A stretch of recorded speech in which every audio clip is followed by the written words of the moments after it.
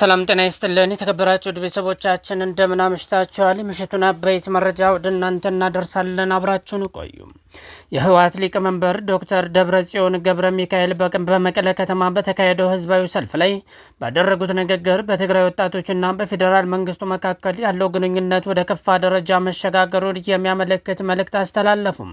ሊቀመንበሩ ከትግራይ ወደ አዲስ አበባ የሚሰደዱ ወጣቶች ከብልጽግና ካራ አይመልጡም በማለት የሰጡት መግለጫ ወጣቶች ስደትን እንደ አማራጭ ከመውሰድ ይልቅ በክልሉ ቆይተው ለሚመጣው ወታደራዊ ግጭት እንዲዘጋጁ የሚገፋፋ ሆኖ ተገኝቷል። ዶክተር ደብረጽዮን አክለውም የአሁኑን የመንግስት አካሄድ እንደ ሀገር አጥፊ ስር የሰደደ ደዌ በመመሰል ወጣቱ ከመንግስት ጥቃት እንደማያመልጥ ተረድቶም ከህዝቡና ከሰራዊቱ ጋር ሊወግን እንደሚገባ ጥሪ አቅርበዋል።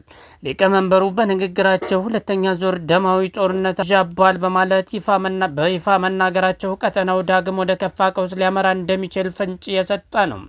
በተለይም በዲያስፖራውና በአዲስ አበባ በሚገኘው የትግራይ ተወላጅ ላይ ያስተላለፉት የታሪክ ኃላፊነት ጥሪም የትጥቅ ትግሉን ለማጠናከርና በፌዴራል መንግስቱ ላይ የሚደረገውን ተቃውሞ ይበልጥ ለማነሳሳት ያለመ መሆኑን ያሳያል።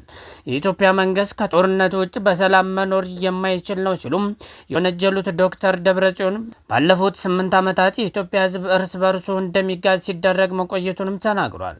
በተጨማሪም ዶክተር ደብረጽዮን ለመንግስት የጸጥታ ኃይሎች ባስተላለፉት መልእክት ፖለቲካዊ ችግሮች በውይይት እንጂ በወታደራዊ ኃይል እንደማይፈቱ ገልጸው በፌዴራል ሰራዊት በልዩ ኃይልና በሚሊሻ ውስጥ ያላችሁ ወታደሮች አልዋጋም በማለት ህይወታቸውን የምታተርፉበት ጊዜ አሁን ነው ብለዋል።